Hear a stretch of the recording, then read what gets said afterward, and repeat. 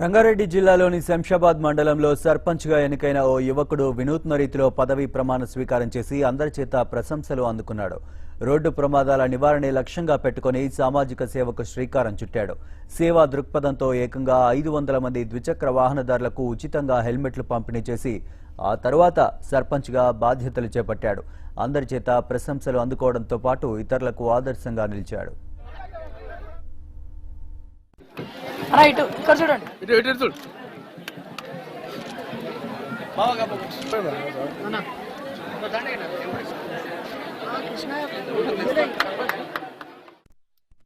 నాకు గతంలో నేను సర్పంచ్గా ఉన్నప్పుడు అని వాళ్ళిద్దరు కూడా తలకు దెబ్బ తగిలి ఇప్పుడు వాళ్ళు మతి సీమితం లేని పరిస్థితిలో ఉన్నారు.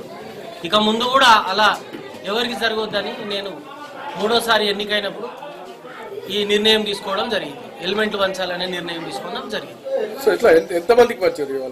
500 మందికి నేను హెల్మెట్లు వంచడం జరిగింది. ఈరోజు సర్పంచ్గా ఛార్జ్ తీసుకోవడం జరిగింది. ఈ కార్యక్రమానికి ఏసీపీ అశోక్ కుమార్ గారు మరి అదేవిధంగా ట్రాఫిక్ సిఐ గారు రావడం జరిగింది. ఈరోజు వాళ్ళకు గిటార్ ఇవ్వడం జరిగింది. అదేవిధంగా గ్రామస్తులందరికీ కూడా మరి హైవే దగ్గర ఉన్నందున మరి ప్రతి విషయానికి వాళ్ళు హైవేకు పోవడం జరుగుతుంది. మరి యాక్సిడెంట్ చాలా జరుగుతున్నాయి. కొంతమంది మతి స్థిమితం లేని పరిస్థితిలో ఉన్నారు. ఇలాంటి పరిస్థితి మళ్ళీ రావద్దని చెప్పేసి నేను శంషాబాద్ మండలంలోని పెద్దతూప్ర గ్రామ పంచాయతీకి ఇటీవల జరిగిన ఎన్నికల్లో చిటికెల వెంకటయ్య అనే యువకుడు సర్పంచ్గా ఎన్నికయ్యాడు.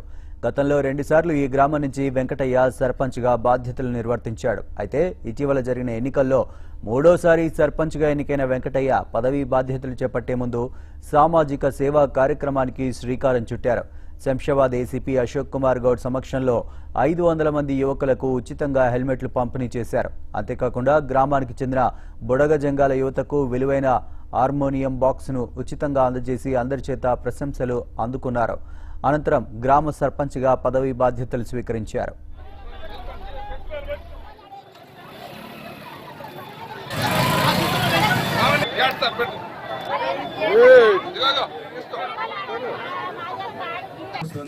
సర్పంచ్ గారు వెంకటయ్య గారు, రాష్ట్రంలో లేదు ఈ ఆలోచన. మా సర్పంచ్ గారికి వచ్చింది హెల్మెట్ పంచడము.